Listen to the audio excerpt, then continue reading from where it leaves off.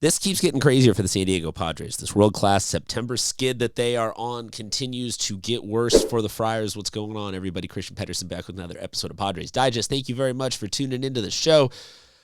This is not Andrew handles the specific post-game reaction. This is more looking last 10 reaction as we reach 2-8 in our last 10. The Padres drop another one to Baltimore. I want to maybe go back to some of my pessimistic Debbie Downer type ways and thought processes. So hear me out. Let's talk about it all and play a little bit of if the season ended today.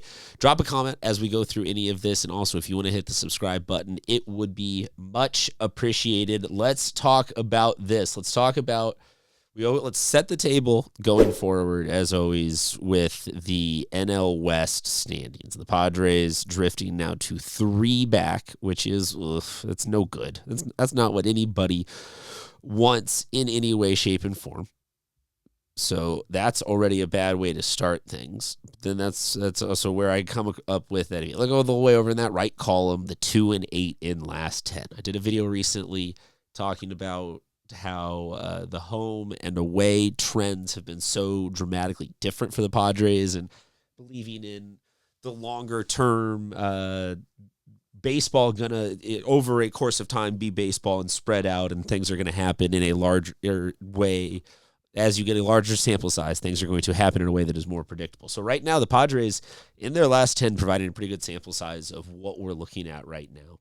Showing you the NL West standings there. Here are the NL wild card standings. So I'm curious, as we start September now, month or less at any point, depending on when you watch this video, left in the season, how worried are you? We lose Xander recently. We still have Michael King to come back. We still have Merrill to come back. We still have pieces to hopefully add in that, and so net still positive in that direction. But at what point is there, like, where there's smoke, there's fire? And how worried are you? Give me a number 0 to 10 on how worried you are. I'm gonna put it at I'm worried 2 out of 10 on us making the playoffs, but I'm worried that if we make the playoffs, what we have waiting for us in this right here is not getting the job done for a series, regardless of if we are doing home or away in terms of like the home field advantage and whatnot. But if the season ended today, this is where the Padres would be. They would be on the road in a series against the Cubs. Cubs would have home field advantage then there, and if Padres are in this lull right now, can't win on the road, I go back to asking my initial question is, in that scenario, is this enough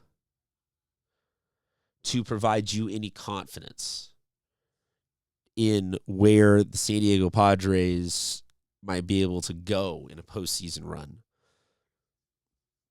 I don't want to come on here and just bash. I don't want to be that guy. So I can say we haven't seen King back, and having Michael King there potentially shifts everybody into a better position, because you can still cobble together King 1, Pavetta 2, and then having to ask, Nestor or Cease or one of or Darvish to be the 3, the 4, and the 5 isn't like the end of the world, comparable to some of the other rotations that we're going to have to face through some of those different hypothetical playoff permutations. Granted, if we don't make the playoff, if this skid is 2-10 going to 2-20, we're obviously not going to make the playoffs. But saying that we get there, I am getting worried on that front. On the offensive front, I'm not as nearly worried. I know that these numbers are small for those of you who are watching on your phone, and it doesn't really matter. Like, all of this is more to me to visualize that there is now a larger block just of numbers and hitters to talk about for the Padres than there have been at other points in the season. And yes, we have lost We've lost Xander Bogaerts, And I don't think he's coming back in any major capacity for the playoffs in enough way to be like, oh, let's talk about it. If he comes back, cool, great. I don't mind him taking up the 25th spot on the roster in a playoff push. But assuming that he's out,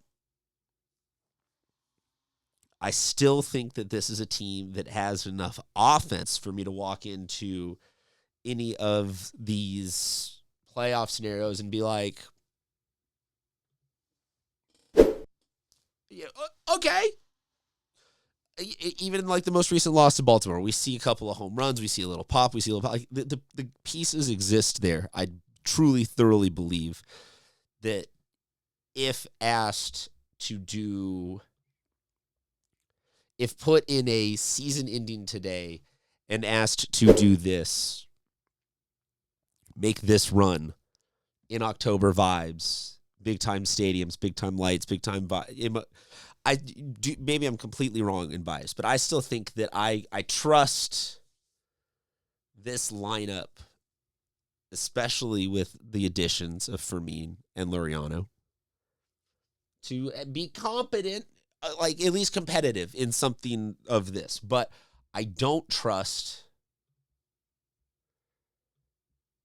What I don't trust is this to be confident in that same run. So maybe in aggregate right now, this 2-8 has me more pessimistic again about the postseason. And you're probably going to say, oh, no, 2-8 has you pessimistic about the postseason. But 2-8 can be a lot of different 2-8s. 2-8s can be, bad baseball. 2-8 can be bad beats. 2-8 can be injuries. 2-8 can be a lot of things. And I think what we're seeing right now, those 2-8 in the last 10 is Padres are not pitching well out the gate. Their starting pitching just is not getting to the point where the bullpen can hammer it closed. And now the bullpen, even with Jason Adam out for the season, is one piece weaker. I still think that that's one of the best, if not the best, bullpens in baseball, and one that in a postseason scenario,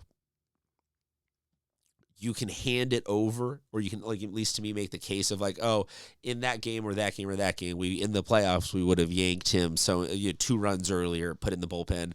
Maybe they're a little bit, okay, sure, talk me into a couple of those. But I think if it's a couple of those in a playoff setting, that's a winner. So like, I can believe it that the bullpen can get us there. But I guess right now what this stretch just has me doing is really doubting this, seeing this as being the main problem right now. So let me know what you think on all of this, on this whole skid, on what's going on with the Friars. I think that it's just like I said, it's getting worse right now.